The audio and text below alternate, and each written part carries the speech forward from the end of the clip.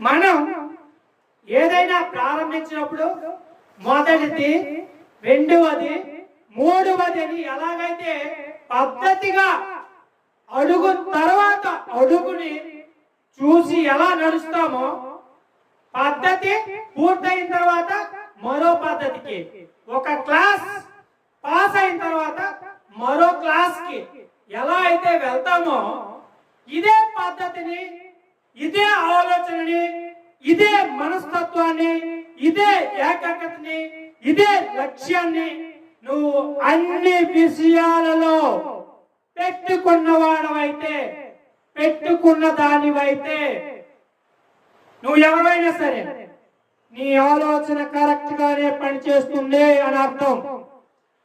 నీ మనసు సక్రమంగానే వెళ్తుందని అర్థం.